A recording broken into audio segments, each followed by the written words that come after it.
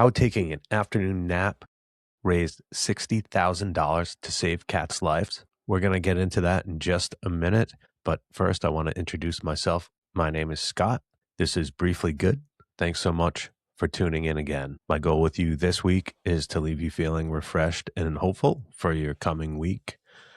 This story for episode 2 comes from Wisconsin Public Radio. So all of us have probably thought about retirement at some point, and that may be different to some people for what their expectations are. Some people want to travel. Some people may have hobbies that they want to get into, carpentry or gardening or whatever it may be that you like. Today's story is a little bit different than what most of you would probably think of as a normal retirement idea. This one comes to us from Green Bay, Wisconsin, and there's a gentleman here who managed to combine his love for volunteering with his love for afternoon naps. We are talking about Terry Lowerman. He's 82 years old, a retired Spanish teacher, and he holds the title, which could be one of the coolest job titles, the catnapper. Terry's not stealing cats. He's actually helping them by sleeping with them. By doing this, Terry accidentally became an internet sensation and raised a ton of money. Terry's napping efforts actually saved the sanctuary that he was volunteering at. So Terry's story starts about 7 years ago. After retiring, Terry realized that he missed having a pet, and he was around a lot more, so that was something he thought about a lot. He hadn't had a pet since the 60s because he was really busy with his work. So he decided one day to walk over to Safe Haven Pet Sanctuary. Safe Haven is a special place, and it only takes care of cats that have some serious issues, all kinds of disabilities, chronic diseases, cats that are in rough shape. This sanctuary is specifically a cage-free one. It looks more like a living room than a typical shelter would look with cages everywhere. Terry begun to show up every day to hang out. But as Terry states, when you get old, you fall asleep. Every day, Terry'd come in, sit down on the couch, and about 10 minutes into it, he's sound asleep. The strange thing was the cats actually liked this. Terry's stillness was found very comforting for these cats who had all been through so much. So in just a matter of days, Terry became a cat magnet. It would be typical to find at least 3 cats minimum enjoying their time with Terry on the couch. So this is when things changed for Terry. And he didn't know because he was probably asleep.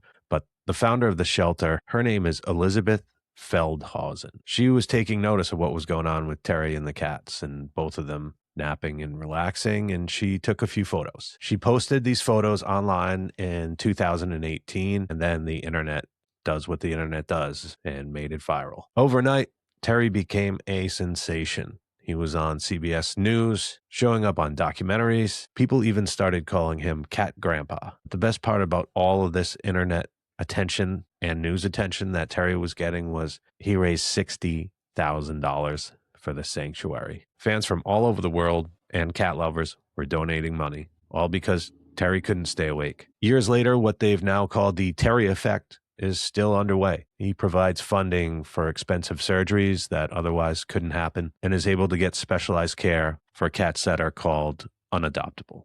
So there's more to this story than Terry just falling asleep. He's actually really patient with cats that have caused some of the other workers the biggest problems there. Semi-feral cats, or one in particular named Lila. Her back legs were paralyzed.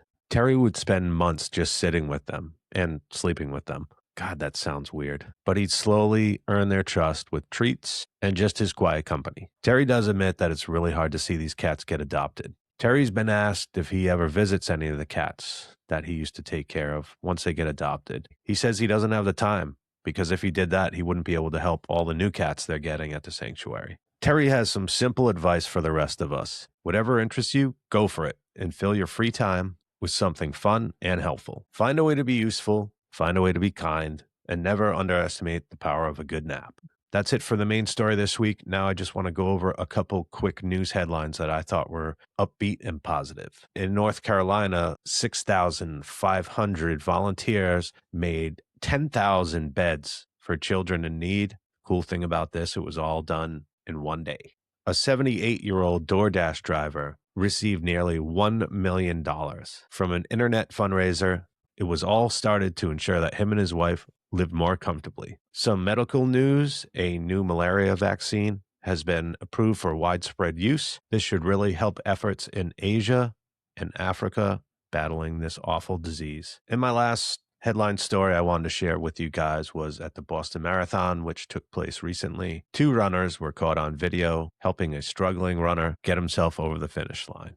So we got some good positive stories out of the way here. And now is the part of the show where I like to talk about either tips, strategies, or products that can help you start feeling less negative, more hopeful, upbeat, all that good stuff. On last week's episode, I talked about something I had done while creating the basis for the show was a new profile on all my social media stuff, following all positive news feeds and good stories, the likes of that kind of stuff. And it started changing how I was feeling about what I was getting through social media, what I was seeing mostly. Let me know if you've tried it. Let me know if you find it's working for you, if you have any variations on that or whatever. I'd love to hear about it. I've continued doing this in my personal life, and it is tied into what I'm doing here on Briefly Good, but it has made an unbelievable difference in how I think about social media and how you can use it to shape your thoughts. And I'm going to continue with what I'm doing because it's definitely helped me out.